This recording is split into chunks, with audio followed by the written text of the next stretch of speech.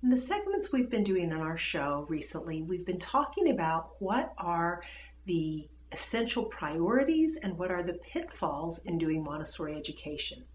In this segment, I'm going to follow up a little bit more on an essential aspect of Montessori education, which is the prepared adult. This is the classroom educator, the lead adult in a Montessori classroom. It's also the lead educator in a homeschool setting. In the segment today, I'm mostly going to talk about our classroom educators. There are certainly some unique pressures, unique requirements on them, but I hope that the things that I have to say will also be useful and informative to homeschoolers, because I do believe a lot of the same pressures and a lot of the same ways of dealing with those pressures apply in that situation. Now, this is a topic that's very close to my heart. I did my action research project at St. Catherine's University as part of my master's program on this topic, and I titled it Rejecting Exhaustion. So what I'm going to do is talk a little bit about why I do believe that this is an important topic and start the conversation on how we can deal with this. First and foremost, if we're going to have Montessori classrooms that are functioning well, we've got to have educators that are in those classrooms long enough to become excellent. No one is an excellent Montessori educator right off the bat. They can be very good, and if they have very good training, there's a chance that that's the way that they'll start. But if we're going to have our classrooms serve the children as much as they possibly can, we have to both keep the classroom educators that long enough for them to become excellent, and we have to make sure that they want to stay. So the first thing I'd like to do is kind of set the stage for what is expected of this prepared adult that we talk about. And I'm going to define that in Montessori's own words. The teacher, nevertheless, has many difficult functions to perform. She does not have need of words or energy or severity, but she must be able to make prudent observations, to assist a child by going up to or withdrawing from him, and by speaking or keeping silence in accordance with his needs. She must acquire a moral alertness which has not hitherto been demanded by any other system, and this is revealed in her tranquility, patience, charity, and humility. Not words, but virtues are her main qualifications. Now, obviously, from this quote, most of the people functioning in the role of a lead educator in Dr. Montessori's day were women, but please know that I absolutely think that role is one that many men fulfill beautifully as well. So please, in your mind, substitute him or her for the hers in Dr. Montessori's quote. But I think this points out the reason that it is so important that we look at how we're going to retain our classroom educators. And it also makes it obvious why you can't do this role if you're exhausted, unless you're fresh, unless you have good energy, mental energy, emotional energy, as well as physical energy. Is it possible to be that kind of educator? That's the reason that I believe this is such an essential topic. In terms of whether or not it is a problem to retain educators, I want to give a little bit of time to that, because some of you may not be familiar with how big a problem that is. Between 40 and 50% of new teachers leave in the first 5 years of teaching. Now, I don't believe that that necessarily reflects the Montessori world, but I believe that we do have that same problem there. That was a statistic for teaching as a whole. And I will say that we do have evidence from the surveys that the American Montessori Association Montessori International has done, that at least in 2013, the number of Montessori educators that were needed was not anywhere close to being met. The demand far exceeded the need that the schools were asking for these people. I'm also going to point out that there's a lot that individual educators can do to make themselves happy and keep themselves happy in the classroom. Job satisfaction accounts for the strongest influence on teacher retention, and personal actions can account for about 40% of that satisfaction. So this is the reason that when I did this research, I focused it on things that teachers can do for themselves. Not their pay, not their administration's policies, things that no matter what their job setting was, they could have control over the influences. And most of you who are familiar with Montessori education know that to train a Montessori educator costs many thousands of dollars. And so if you are an administrator of a school, if you're a member of a board of a Montessori school, you need to take that into account when you look at what you're willing to invest to help retain your teachers. Because especially if you are paying for any of those training costs, it's well worth your time to do everything that you can to make sure that the teachers stay in your school for a good long time so you can recoup that investment. So how do we look at this? Well, what I did is I did review the literature to see what kinds of things, both in the literature about educators in general, as well, including child care providers, because a lot of our Montessori educators, of course, work with children ages 3 to 6, either in a full day program or in a more of an academic day program or even a half day program. So there's a lot of things that they have in common with child care providers as well as with traditional teachers. And I did look at the Montessori literature, but I didn't find quite as much there. And one of the things that I found was that some of the things that traditional teachers complain about, said was part of the reasons they were not satisfied in their jobs, were workload, work overload, overlong hours, general stress and fatigue. Then we do need to look at what are the unique demands on a Montessori educator. Those things do exist, but frequently the things that are expected of a Montessori educator are of a different, higher level of action, as I indicated with the quote from Dr. Montessori. So there can be a real need for people to stretch themselves in order to do what's needed. And if we're talking about a Montessori educator in a public school classroom, a charter Montessori school, or a traditional, originally a traditional public school that has moved to the Montessori method, not only do they need to meet the demands of Montessori education, they also must meet the additional demands required of them by their state or their charter school board or whatever the regulating body is for the people who award the state monies that they use to survive. Now, what I also found is that stress reduction strategies were useful for traditional teachers, and I thought those could be a part of the way that Montessori teachers could keep themselves happier in their job. Appropriate rest habits, self-care habits, incorporating technology to make their workload a little bit less, and there may be even other areas that were left to discover.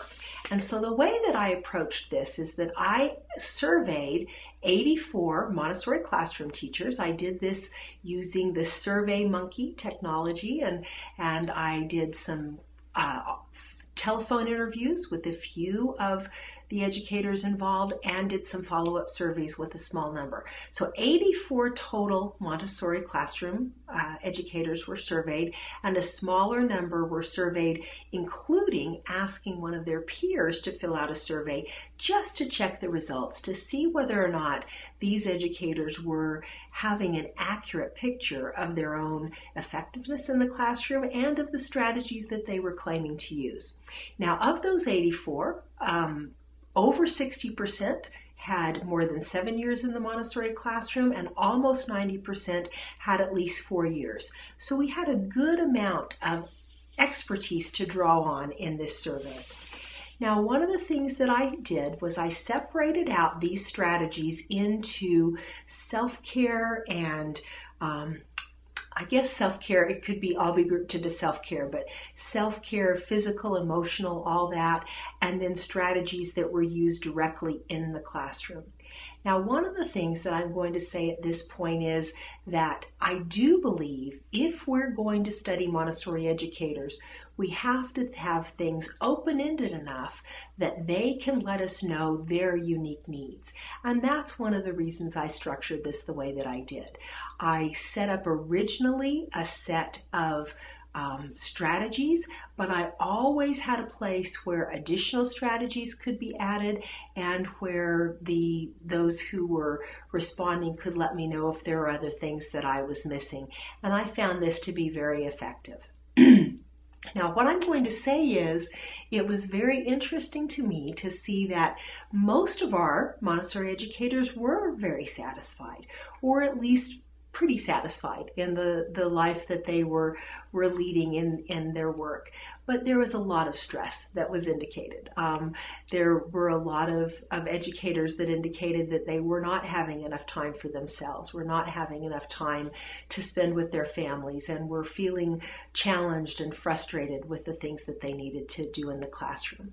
But I do want to share with you some of the things that they shared as being most effective in helping them to be most effective in the classroom and happy about being there. Number one, regular exercise, and number two, getting enough sleep. I found that those two strategies, sometimes for one person, one is more important, sometimes for another person, another is, but those are absolutely things that I believe that you can't short yourself on if you're going to be effective in a Montessori classroom. Eating healthy meals, setting up a specific time for exercise, nature time, or hobbies. These were all stated as very, very effective. And if you think about it, it makes a lot of sense. Most educators, particularly Montessori educators, devote a good chunk of their day, 5 days a week at least, to their profession. And so if they're going to do these self-care strategies, it's absolutely essential that they block them into their day. They have a specific time that's what they're going to do to make sure that they can take care of themselves. Now, the other things that were mentioned were regular time with family or friends. That's a little bit of more an emotional self-care strategy. Setting priorities and deleting non-essential tasks.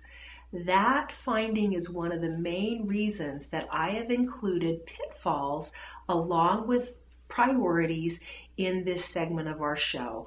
I believe it's so essential that if Montessorians are going to have time with their families, if they're going to be happy in their work, that they shave away those things that are not really needed to serve their children and that are taking too much of their own time.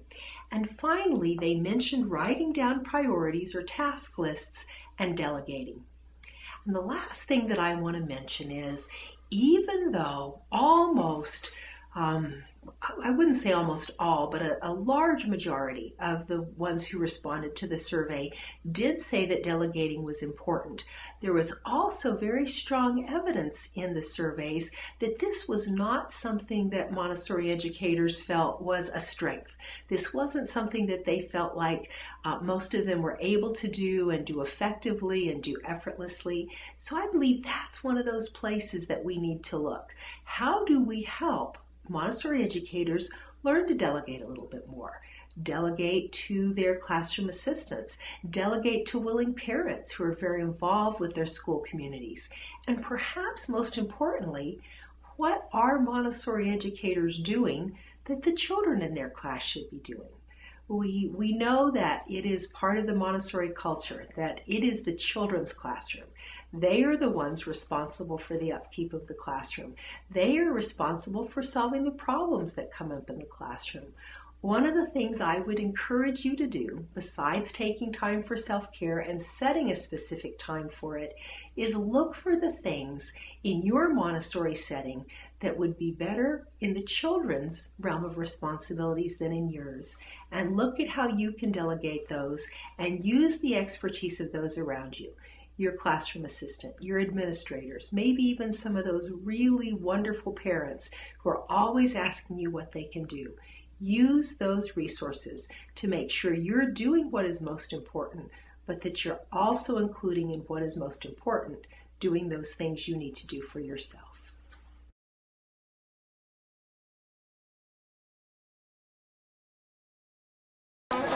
I'm Maria Burke of Lighthouse Learning LLC out of Spring Hill, Tennessee.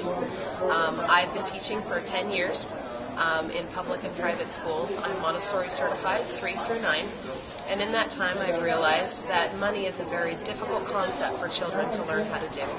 So I created a Montessori material to help children learn how to count money concretely and independently. Because one thing that teachers will always do, they have to sit next to the student in order to get them to understand such an abstract idea. So I created the dollar board. It is based on the hundreds board. It's manufactured by the Materials Company of Boston, so it's a wonderfully sturdy board. I created a manual of 13 lessons along with songs and handwriting sheets. The lesson plans are laid out step by step about what you have to say and what's important. I also created 55 pages of cardstock material that the students can work with. Once you've given them the presentation, they can work with it independently. The first presentation is for them to understand that there are two different notations for 5 cents, and for actually all of the different coinage. They can practice this, they can match them up, and these particular notations are actually used throughout the entire group of lessons. The next lesson that they go through is the pennies layout. They understand that a penny is worth 1 cent. So since there's a penny is worth 1 cent, 1, 2, 3, 4, 5, all the way to $1. They understand that there are 100 pennies in $1. When you get to the nickels layout, once they learn that a nickel is worth 5 cents, 1, 2, 3, 4, 5, a nickel goes here. 1, 2, 3, 4, 5, a nickel goes here. And you proceed through that all the way down to $1. You then do the dimes layout, the quarters layout, and then the all coin layout. I also have songs that go along with the nickels, the dimes, and the quarters so that the children can learn the songs, and I've had wonderful success with the songs. My students love to sing, especially the quarter song, which is absolutely fantastic. After that, they move through to start counting the money. I'm going to skip ahead just a little bit to this presentation right here. If they take 3 nickels and 3 pennies, they will take out 3 nickels and 3 pennies. They know that they need to count the higher quantity first. 5, 10, 15. Then the pennies, 16, 17, 18. They have 18 cents. They then match the 2 cards that say 18 cents because, again, you want to solidify in their mind that there are 2 different ways to write 18 cents. So once the children have had the initial presentation, they can go and they can do this material all by themselves. For example, with the counting nickels and pennies, there are actually 5 different groupings of cards that the students can work with. And as an extension, I have the mixed up quantity cards, which actually show penny, nickel, penny. They have to take out these coins. They know they have to count the higher one first. So they count the nickel, and then they count the pennies. A nickel, penny, penny. They have 7 cents. They will then match up the 2 cards that say 7 cents. As they work through this entire material, the last presentation is for them to take out one of these cards, one of the quantity cards. They will be able to make 7 cents using coins without the dollar board. So this is a great material. Every classroom needs to have one. It's a concrete way for them to learn how to count money. They will enjoy working with the manipulative aspect of things. And so this is the dollar board.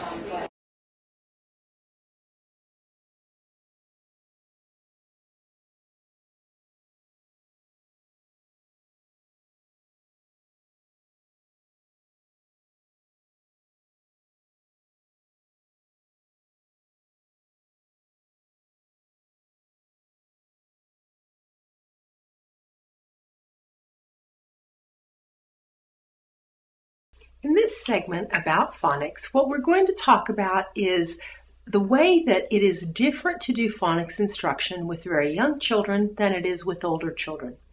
Now, most of what I'm doing in these segments in our program is based on the phonics program that I've put together called Phonics for Everybody, which is a supplement to a Montessori language program.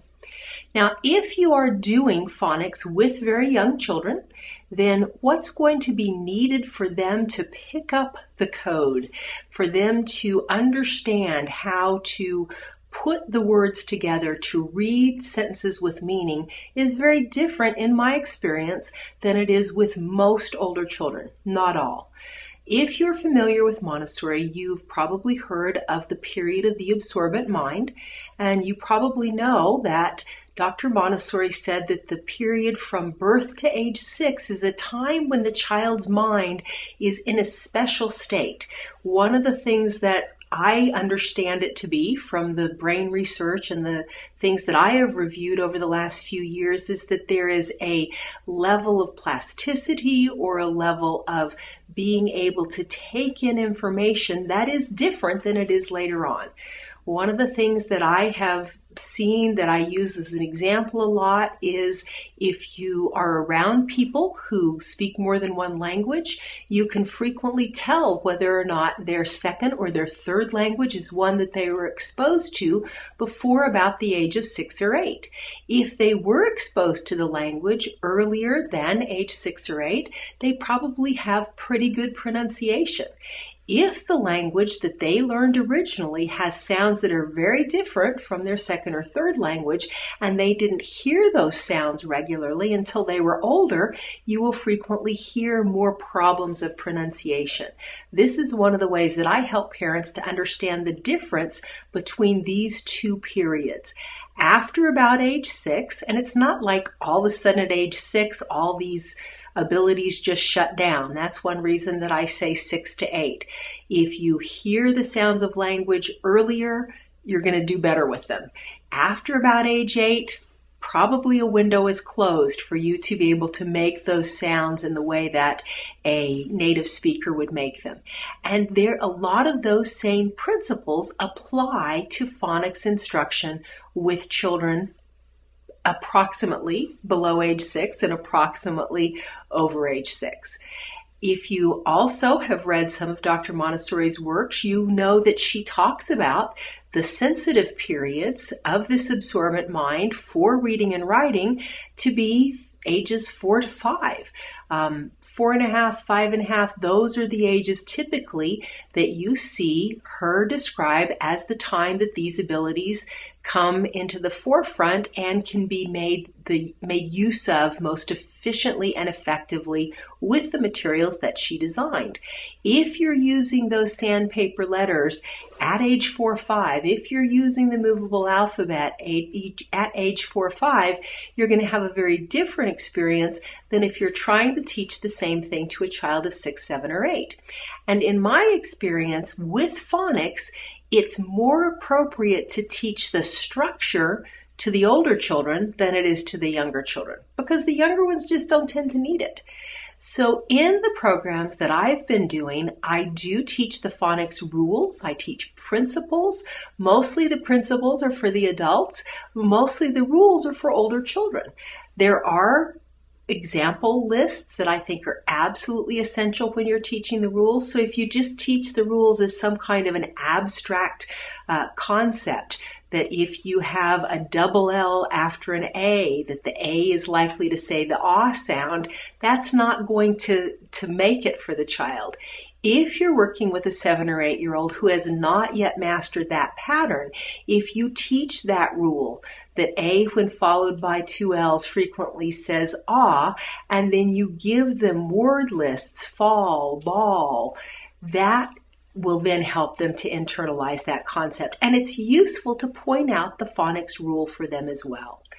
If you're working with a younger child, it's more appropriate to simply present some skills and to present the content. Present the list with the A-L-L sound. Present the content that the letter A says, ah, a, ah, Those are the three different sounds that the letter A makes in isolation. So if you're going to be teaching younger children, it's not that necessary to teach those phonics rules. If you're teaching the older children, it's a useful adjunct, and it's a distinction that you need to understand as you make a decision about how to present phonetic reading to children.